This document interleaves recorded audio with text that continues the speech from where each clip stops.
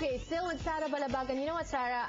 I've been meaning to talk to you. Hindi ko alam kung hihingi ba ako ng tawad sa'yo. Kasi yung interview natin, pinost namin sa YouTube as all of the mga segments here on Kababayan LA. At mukhang, naku, talagang nagsimula ng controversy, ang hahaba ng mga threads. Yung mga kapatid natin na Muslim, mukhang nagalit sila. Ang daming mga masasama, mga bad comments dun sa YouTube na you converted from being a Muslim to being a Christian. Nabasa mo na ba? Yes, actually yung kaibigan ko din ang nagsabi sa akin, alam mo ba kung ano mga nakapost sa mga comments against sa'yo sa YouTube, and yun yung nag-start ako na basahin, and of course nung natanggap ko yung email mo about that through Kuya Henry Chen, and nung binabasa ko yun, of course, I feel sad. Kasi first time ko makaranas ng gano'n na talagang yung bad. Persecution, yes, yeah. And then, syempre, nanlumo ako. Yung parang nangyina. But then, I post and then I pray. And God lead me to this verse, yung Matthew 5, verse 11. Blessed are you when people insult you, persecute you, and say false things against you because of me. So, yun na lang ang pinangawakan ko. And I know, I respect po yung lahat ng mga comments sa akin ng mga kababayan nating Muslim. I respect, I love Muslim, I love Islam, I respect the religion of Islam. But para sa akin is, ang mahalaga is yung personal mong relasyon sa Panginoon, which is, yun ang very important for me.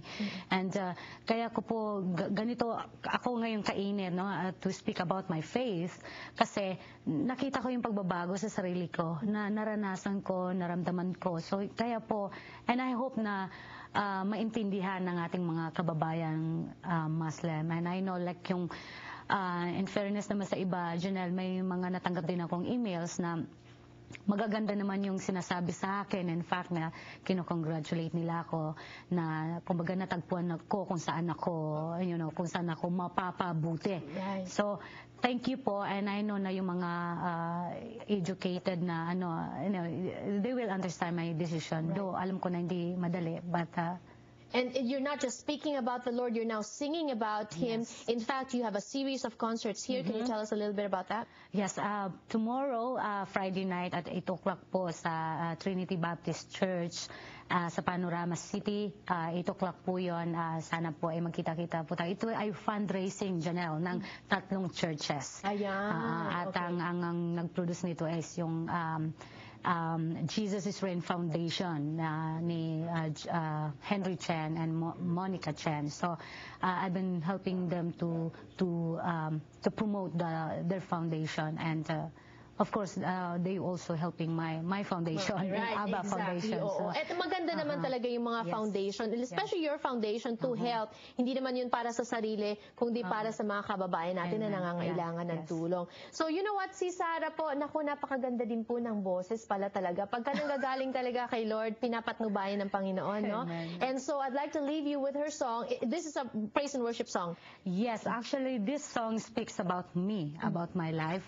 Kasi nga, as you said, may mga bad comments and kung ano nung natatanggap ko, Janelle. So, this song is, sabi ko nga, my life is in His hands. Ayan. Original ba to, or No, this is just parang theme song mo for yourself? Yes, ang kumanta nito na original is si Kathy Trocoli. Kathy Trocoli. Naku, kilala ko yung pop singer, di ba? Yeah. Oo. Alright. Well, enjoy this one, guys. Thank you so much for joining us. You know what? Always a pleasure to have you, Sarah. Very, very candid, very honest, and very open. Maraming salamat sa iyo. Thank you. At mabuhay ka.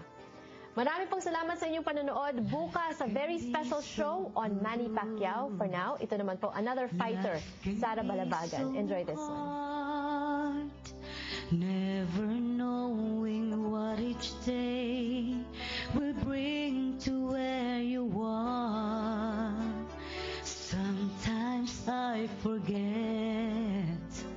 Sometimes I can't see that whatever comes my way, you'll be with me.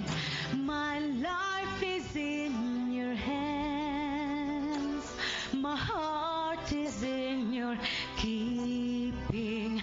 I'm never without hope, not when my future is with you. My